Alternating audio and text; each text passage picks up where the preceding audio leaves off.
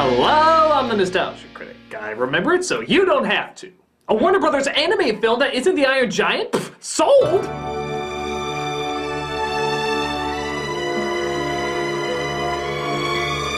I honestly think from day one I've been getting requests to review this movie. Well, I don't know anyone that sees the 1994 adaptation of Swan Lake as the worst thing ever. It does carry this awkwardness that just enough people saw to make 4 more direct-to-DVD awkwardnesses. It also helps that the movie at the time was very well advertised. Every other kids show had a commercial for this playing in between. But also keep in mind that at the time, the only animation studio making any kind of profit back then was Disney. And just the same way Disney re-released The Little Mermaid for a limited time when Anastasia posed a threat. Guess what movie, only 5 months after its premiere, they decided to re-release on the exact same day? Go! Highest grossing movie Disney's ever made at the time! What lousy luck! What are the chances we just happened to re-release this film on the exact same weekend? The company's a monster. But after it went to video, kids were still kinda curious whether or not there was anything worth watching in it. The answer? Well, let's take a look for ourselves. This is the long-requested Swan Princess. The film opens up once upon every fairy tale backwash as an old king awaits the birth of his first child. He was growing old and had no child to inherit the throne. Then, happily, a daughter was born, and she was given the name Odette. Here's to the assumption that her mother died in birth! Yay! Many come from across the land to visit the newborn 3-year-old, and the king forms a plan with a queen from another kingdom to play matchmaker with their kids. But an evil sorcerer named Rothbart, whose name is so strange I need more time to think of a proper joke for it, apparently has other plans. For he was preparing to take William's kingdom by means of the forbidden arts. Through the evil leprechaun magic of pink hearts, yellow moons, green clovers, and blue diamonds. They're magically diabolical. Though his scheme is stopped, our villain, played by the late Jack Palance, swears his life to get revenge. Someday, I'll get my power back. And when I do, everything you love will be mine. You were my #1 guy! So a young Odette and a young Derek are forced to hang out with each other. But, as is typical of any 90s romance, they of course had to hate each other throughout the majority of the process. I can't believe I'm stuck with her all summer. Oh, but she doesn't wrestle, hunt, or box. Now, to its credit, the fact that they're bitter kids does make this scene work a little better. And, yeah, it's actually kind of a cute number. That is, when they're not obviously ripping off other Disney trademarks. I think you really sorta like her. Fess up. A Beauty and the Beast! Pinocchio! So obviously Sleeping Beauty, I can't believe you're ripping off Sleeping Beauty, have you no shame? This isn't my idea of fun. But then, quite literally out of nowhere, they suddenly love each other. Again, I guess like most 90s romances. She started out as such an ugly duckling, and somehow suddenly became a swan. Oh, now isn't that a charming lesson? Years of hate and abuse are fine in a relationship as long as your sexual urges deem your partner a sweet piece of ass. Hey, it worked in Meg Ryan films and she turned out just fine. Don't do what they do in Meg Ryan films. Arrange the marriage. Arrange the marriage? They've been arranging it practically since you were a sperm! Wait. What? You're all I ever wanted. You're beautiful. But what else? What else? What else is there? Wait, I know this one. I can put my dick in you. You're sizzling arm candy. You're a means to my incredibly shallow end. We tried, Huberta. No one can say we didn't try. All of these years of planning. Wasted!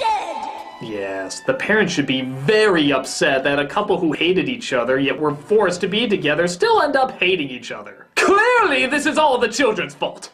You must see something other than Odette's beauty. Oh, of course I do, Rogers. She's like, you know. How about... And then... I mean, right? Look, she makes my hose jump, okay? It's the Middle Ages. Love is like an appetizer. It's good to start off with, but not essential. But little do they know that Rothbart, God, it's like the sound you make when you hiccup and belch, Rothbart, turns into an evil animal and takes Odette away. Derek arrives on the scene. Who did this? A great animal. It's not what it seems. It's not what it seems. We're not Disney. No matter how hard we try to make it look, we'll never be Disney. Where is Odette?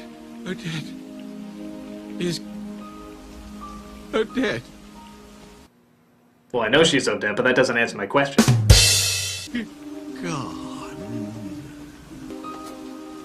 Odette! I will forever miss your beauty and nothing else! So we discover that the evil Rothbart sounds like a gay porno with the lead singer of Van Halen, has kidnapped Odette and has whisked her away to the horrible, devastating, prettiest evil lair banishment can buy. Why the fuck does he want the King's Land? He's living in a resort by Thomas Kincaid. Now don't let my little spell make you sad, Odette.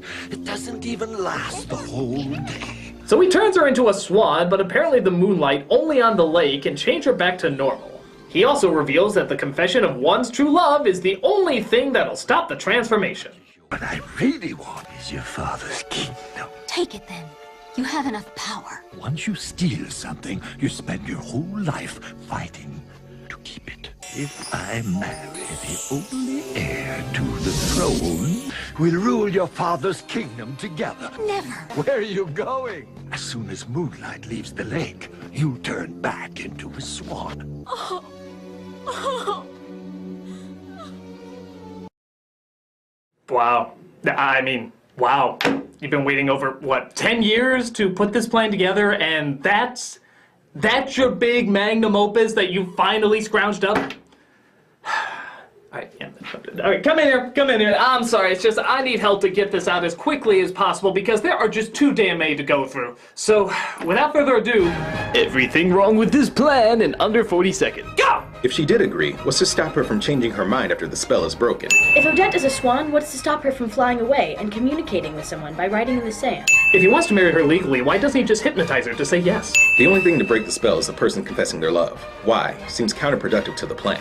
What's to stop her in human form from sneaking up behind him and knocking the fucker out? Is there really no law to marrying banished people? Kinda seems like a no-brainer. He disappears in the day doing nothing. Why doesn't he do something? Couldn't he threaten someone she loves to force her to marry him? She doesn't really have an incentive.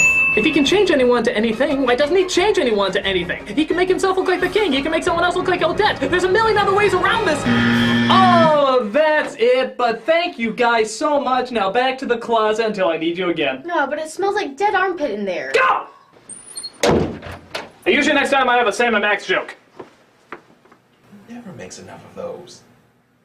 So Derek tests his skills by having an arrow shoot at him. One can only hope this leads to a Saint Sebastian homage. You don't even know who that is, do you?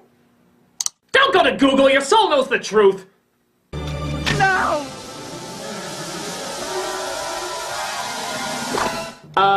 Yeah, can we get the judge's take on that? That's what I thought. Even for a fantasy aimed at 2-year-olds, that's pretty fucking stupid. But he also practices his hunting skills on some of his servants. And sadly, it's not as violent as you would think.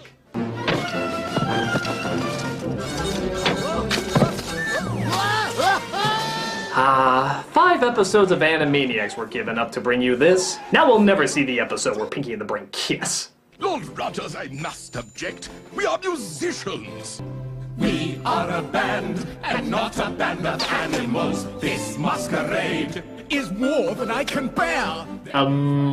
Is this really warranting of a song? Do these characters we've never seen before and won't see again demand a musical interpretation of their emotional struggle? Well, something you'll discover is, remember how even though it was kind of corny, the child characters were actually pretty distinct, memorable, and even surprisingly enjoyable? Well, that was before they remembered, oh yeah, we're Diet Disney. Anything that was different and unique has to be tossed out for 1 calorie of the enjoyment. Because of this, Odette and Derek have little to no personality from this point on.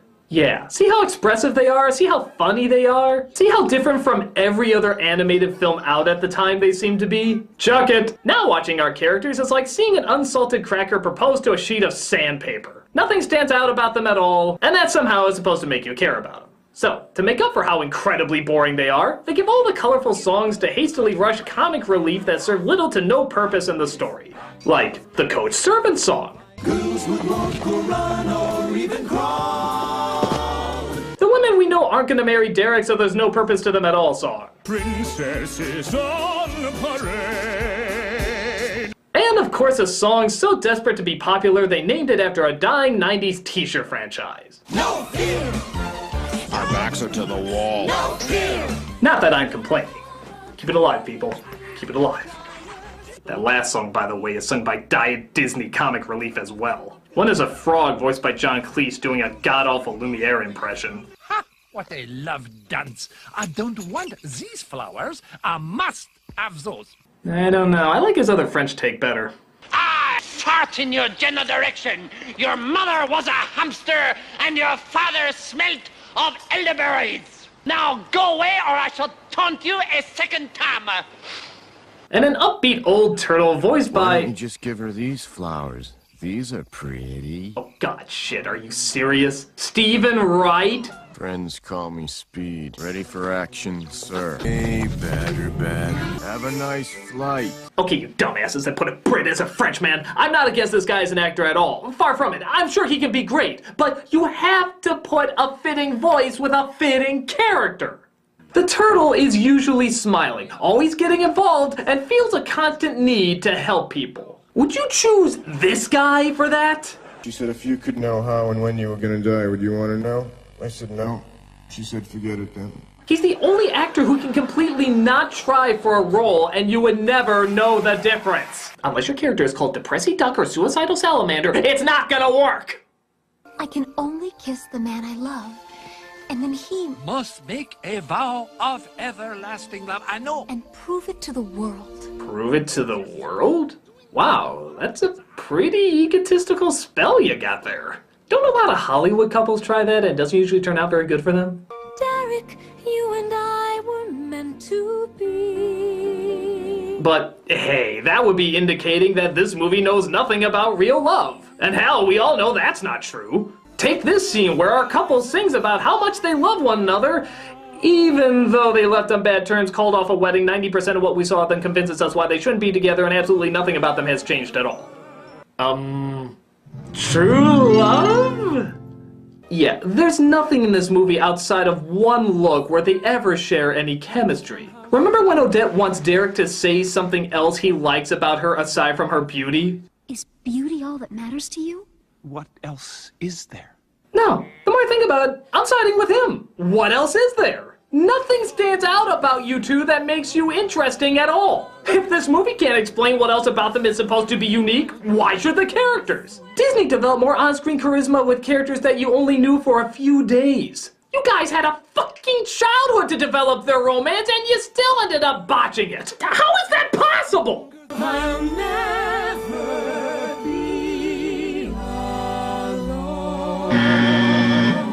So Derek is bound to figure out what the king's last words meant by the great animal. It's not what it seems. An animal that can change its shape.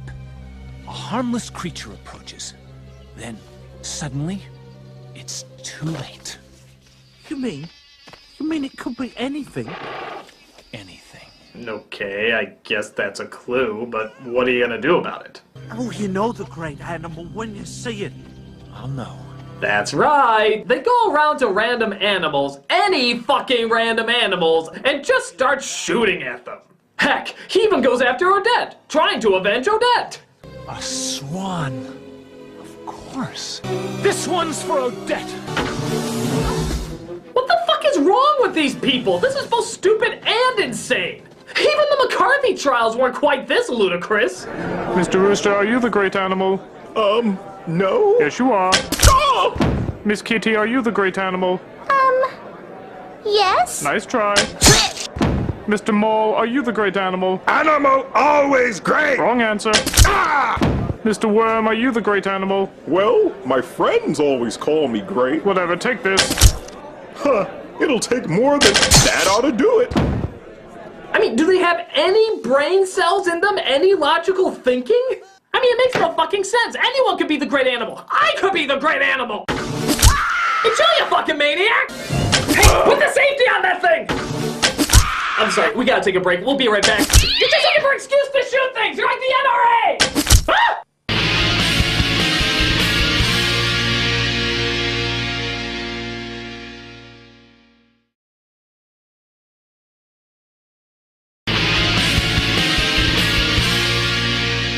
So Odette tries to outrun Derek while her cuddly friends try to help her out. He can't even see us anymore, let alone... Ah! Stayed up, Carl. The always popular smoke from arrow makes beard gag. Classic? But she leads him into the pond where she shows her true colors. No one believed me, but I knew. You can't stay. Can't stay? No, I'll never let you out of my sight again. You're just so beautiful and nothing else. There must be some way to break the spell. You must make a vow of everlasting love. You must prove it to the world. The ball. Tomorrow night, before the whole world, I will make a vow of everlasting love. And by the whole world, I mean the small number of people I can crowd into one room inside my castle. I hope the spell is not a number cruncher. So he takes Odette with her as a swan, as he's promised never to lose her again. Or he just leaves her in the hands of a psychotic monster, as most loved ones do. But it turns out our villain has heard the whole thing. Come to the ball. I will make a vow. Thought you could fool Rothbart.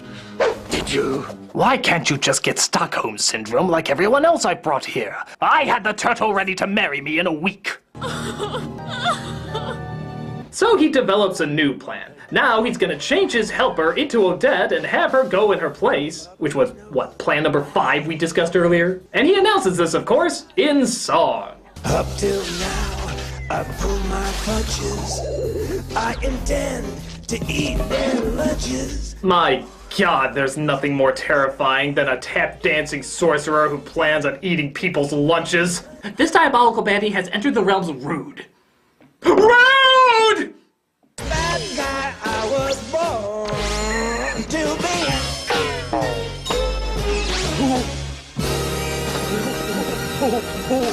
One more time! Really? You think this song is good enough to warrant a one more time? I know you gotta fill up that 90 minutes somehow, but could you put that extra effort into hiding the obvious frame cell at the edge of the screen? No, I mean the magical bar of hollowness! That seems to make an appearance quite a bit in this movie, actually. You know, this film's empty enough without uncompleted backgrounds.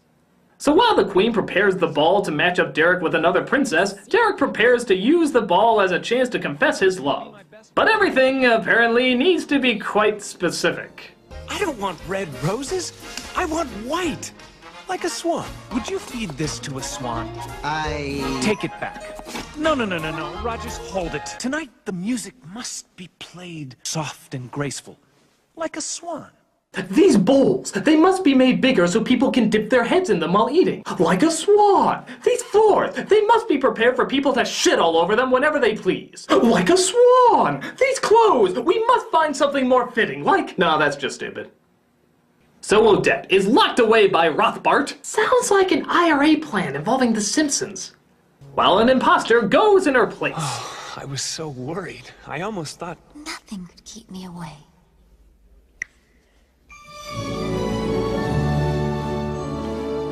Little Mermaid, you unoriginal fucktard bastards who couldn't come up with an original idea if everybody on the earth was dead and there was nobody around to steal ideas from for the rest of your days. Allergies. Rogers, who is it? Do you know her? I don't know. Come now, Rogers. I know he confides in you. Wait a minute. Why don't they recognize her? Is Odette really so bland that watching her grow up throughout her entire childhood honestly left no impact on them whatsoever? God, she really is beautiful and nothing else. Go! So Odette's friends help her escape by fighting the ripped-off designs from All Dogs Go to Heaven. Big-lipped alligator stealing! but arrives at the castle just a moment too late. I make a vow of everlasting love. Derek! To Odette. Oh no! Instead of confessing his love to Odette, he confessed his love to Odette! Wait, this makes no sense. He still said Odette, but nothing in the spell said she had to be in the same room. It's not like he said, I confess my love to this person on my left. He clearly said Odette. You know, this is really why spells need to be looked over by lawyers first. I greet you with Cheeto lightning. You should have left her to me. Now, Odette will die. Odette!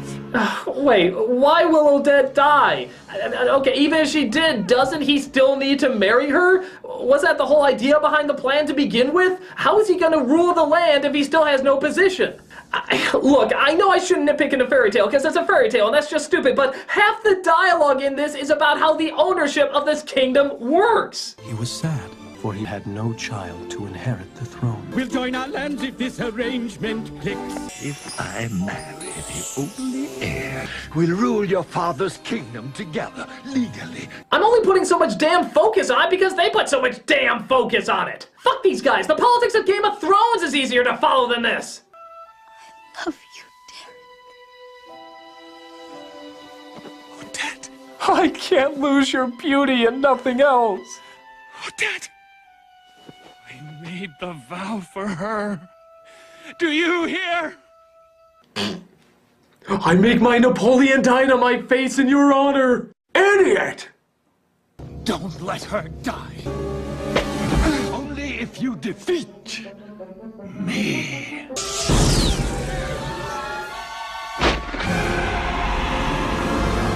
The great animal.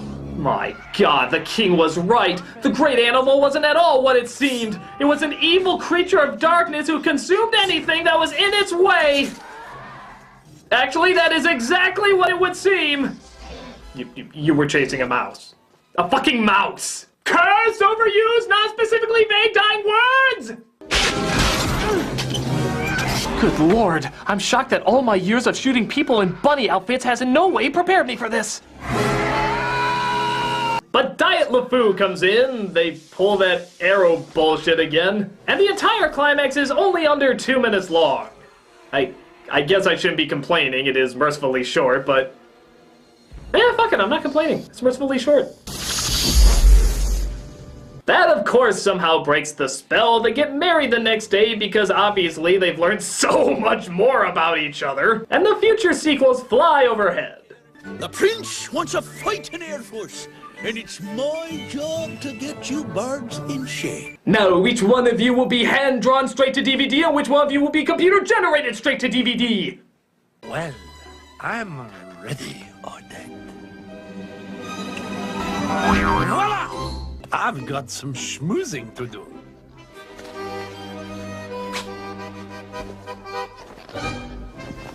Alright, let's just decree that somehow the Princess and the Frog probably ripped this off, and we can all go back to making original content again.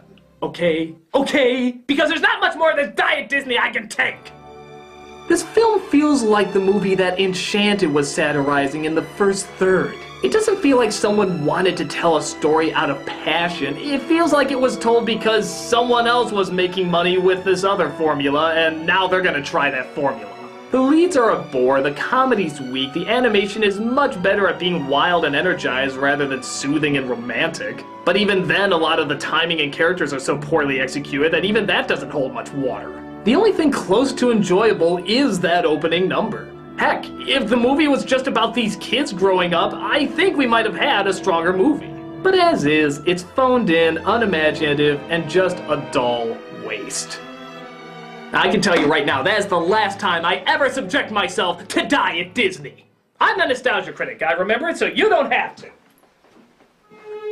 And it is a Lord. Say, Hey guys, how'd you get out of the closet? oh, we've had a way out for a while. We've just been making you think we're always stuck in there. Yes, and we've been using our time growing bitter against you and working out a way to seek our revenge. That's great. You know, I gotta tell you, I am so sick of these Diet Disney spin-offs. I'm so in the mood for something new. Well, why not try this? It's Diet DreamWorks. Oh, no kidding. What's in it? Oh, everything from the Nut Job, Hoodwinked, and all the Rio and Ice Age sequels.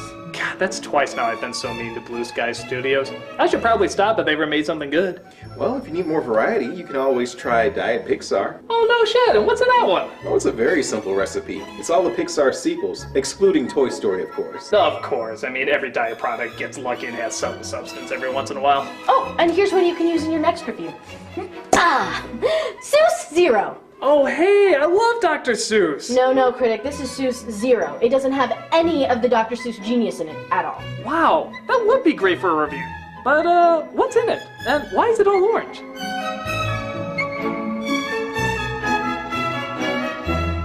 Oh, no!